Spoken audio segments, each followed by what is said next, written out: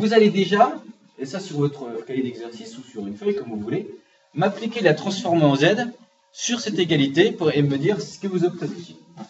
Donc,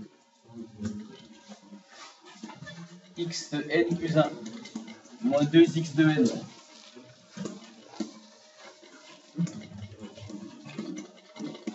égale n e de n. Donc, première étape, on applique la transformée en z dans les deux membres de l'égalité.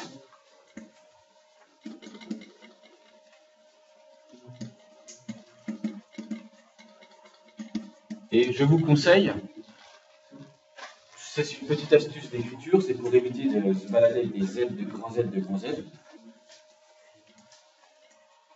On posera grand X de Z égale la transformée de X. Parce que sinon, on va se balader.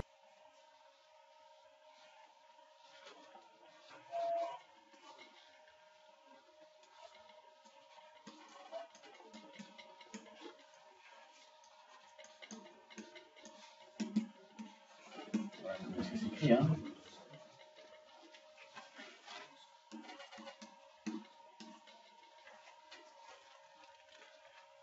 J'ai écrit très simplifié, puisqu'il faudrait que j'écrive 2Z. Mon écriture n'est pas très rigoureuse. Hein. À droite, ça fait chez les À droite, déjà, c'est facile. C'est le rang. Donc là, c'est direct. Z sur Z-1, aucun. Ça, c'est fait. Maintenant, ici.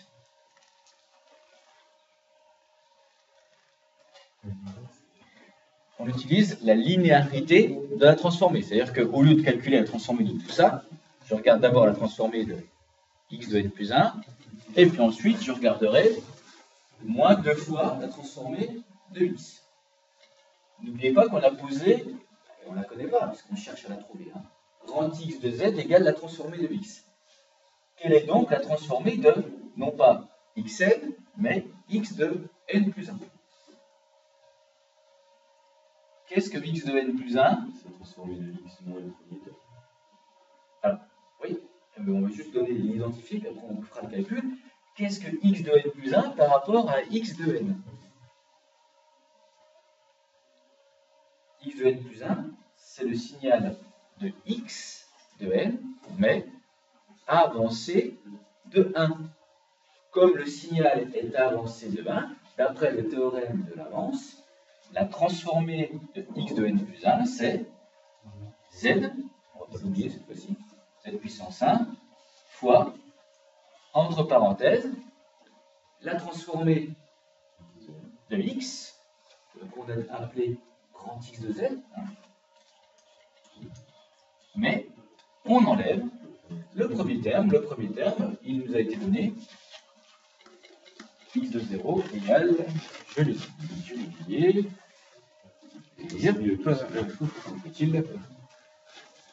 il était là.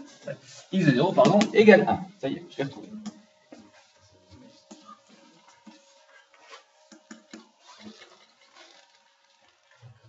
Ensuite, moins quoi?